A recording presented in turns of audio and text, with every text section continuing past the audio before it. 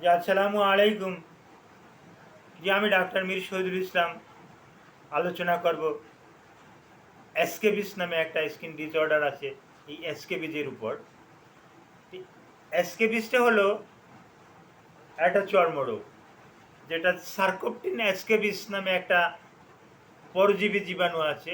এই পরজীবীর মাধ্যমে হয়ে থাকে এবং এটা কন্ট্রাক্টিভ ডিজিজ। একজনের হলে অন্যজনের ভিতরে এটা ছড়িয়ে পড়ে। আমি স্বচক্ষে দেখেছি, মাইক্রোস্কোপে দেখেছি। এই সার্কোপটিন অ্যাসকেবিসটা দেখতে একটা কাঁচ চিমের মতন, দেখলে মনে হবে যেন একটা টর্পেডো, একটা কাঁচ চিম, বড় আকারের একটা কাঁচ চিম। যখন 1000-এ জুম করে যখন ওটা দেখা হয় মাইক্রোস্কোপে, তখন মনে হচ্ছে যেন এটা একটা কাঁচ চিম। তো এটা স্কিনের উপরে বসে স্কিনের যে উপরে যে ইপিডার্মিস অংশ আছে, ইপিডার্মিস অংশটা খেয়ে ফেলে। ইপিডার্মিস অংশটা খেয়ে ফেলে এবং স্কিনে ক্ষতের সৃষ্টি করে এবং স্কিনে ও বংশ বিস্তার করে, ও ডিম পাড়ে। আর এর লক্ষণ হলো সমস্ত শরীর খাদ্যাবে, র্যাশ থাকবে, স্কিনে বেশি একটা জ্বালা পোড়া করবে। আর সূর্যের আলোতে গেলে জ্বালা পোড়াটা বেশি হবে।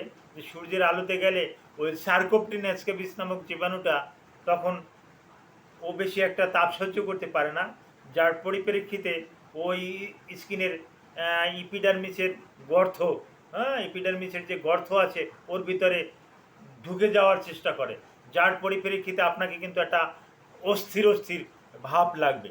এই আমি যে কথাটা বলতেছি, এটা যদিও আপনি বইয়েরতে এরকম পাবেন না, এটা আমার সার্কোপটিন অ্যাসকেবিস রুগী রৌদ্রে রেখে তারপর এটা সরাসরি এটা আমি নিজে আর কি অ্যানালাইসিস করেছি, তারই এই রেজাল্টটা আপনাদেরকে দিলাম। রৌদ্রে রাখলে রুগীটাকে ওই ইপিডার্মিসের উপর দিয়ে ভিতরের দিকে যাওয়ার চেষ্টা করে সার্কোপটিন অ্যাসকেবিস, যার পরিপ্রেক্ষিতে সূর্যের আলো থেকে আমরা ওই রোগীকে একটু সাবধানে থাকতে বলি, কারণ সূর্যের আলোতে এই রোগের প্রকোপটা বেড়ে যায়, এবং স্কিনের বেশি একটা র্যাশ দেখা যায়। এই র্যাশটা সূর্যের আলোতে গেলে বেশি বেশি করে দেখা যায়। আর এটা দেখতে এগুলা ওই বিশেষ করে বেশিরভাগই ত্বকের ভাজে বাজে হয়, এই বগলে হয়, এই যে হাতের আঙুলগুলো আছে এই আঙুলের ফাঁকে ফাঁকে ভাজে বাজে এরকমের হয়। আর কী রকমের হয় আমি এটারও একটা ছবি আপনাকে দেখাই। যেমন এই আমার কাছে একটা ছবি আছে, একটা ইন্ডেক্স আছে, ইন্ডেক্স থেকে আমি ছবিটা দেখালাম। এই এখানে লেখাই আছে অ্যাসকেবিস।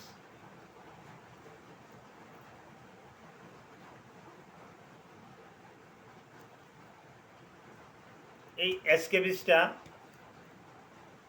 হলে এর চিকিৎসা কী? হ্যাঁ, এর ভালো চিকিৎসা আছে। আমাদের কাছে আসলে রোগটা শনাক্ত করতে পারলে সঠিক চিকিৎসাটা দেই। সঠিক চিকিৎসাটা দিলে সম্পূর্ণরূপে ভালো হয়ে যায়, আধা আধি না। যে চিকিৎসাগুলো আমরা দিয়ে থাকি তার ভিতরে একটা হলো বেনজিল ব্যানজোয়েট, এটা 25% বেনজিল ব্যানজোয়েট, এটা দিয়ে দিই। আর একটা আছে 25% মনোসালফ্রাম, এই মনোসালফ্রামটা দিয়েও চিকিৎসা করে থাকি। 5% পারমেথ্রিন, 5% পারমেথ্রিন দিয়েও ভালো একটা চিকিৎসা দেওয়া হয়।